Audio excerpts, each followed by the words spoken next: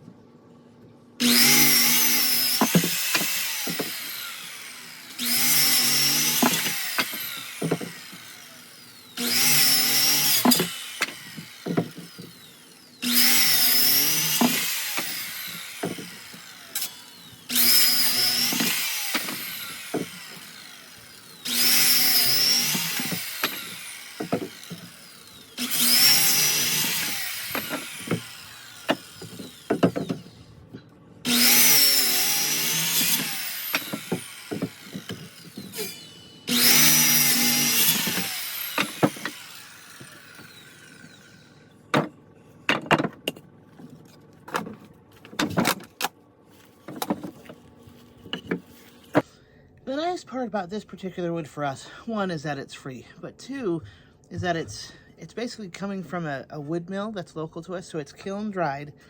It's the size, and all I gotta do is make a cut and then stack it up in my woodshed. So if you have an opportunity to find something like this in your area, just to find a nice source of decent wood. Now, I know traditionally wood that's been, cut right from the tree, you cut down a tree, log it up, have certain split logs, depending on fir, madrone, oak, it will depend on how well it heats.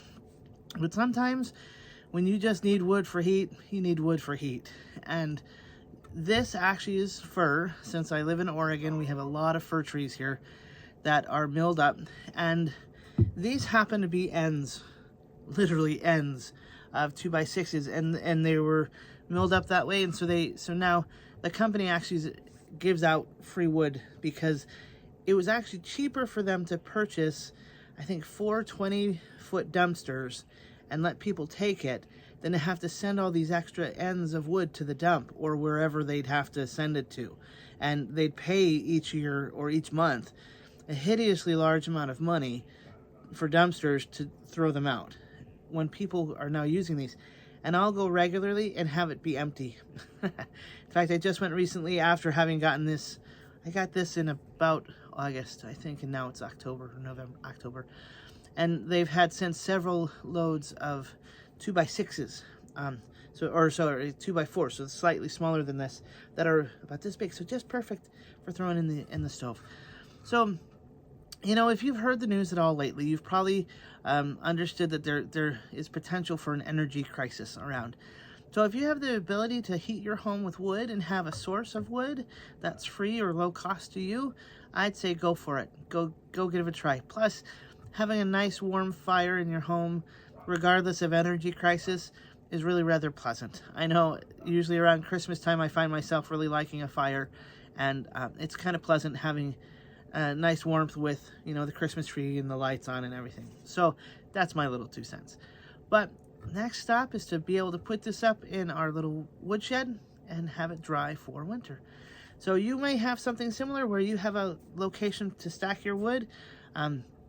Depending on the size of your home and where you live, you may need at least a cord, if not up to 4 or 5 cords of wood, which I believe the usual measurement of 1 cord of wood is 4 feet by 4 feet by 4 feet.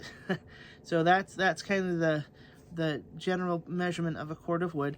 And usually you like to have a combination of hard and soft woods for easy starting and long burning. So that's my little 2 cents on firewood, and I hope it keeps you warm. And our little setup is a little metal shed, or depending on where it is, for easy access, it may even be a little alcove back here in a cardboard box.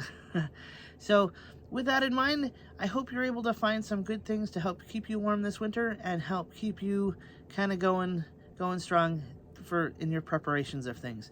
And remember, as self-reliance, having wood or heat or even blankets is something good to stock up on. So if you haven't already, click the subscribe button. It really does help out the little guy like me to get subscribers. And so I hope to see you again soon. And if you have not yet made a comment down below or in another video, tell me how you heat your house. I'd be interested to know.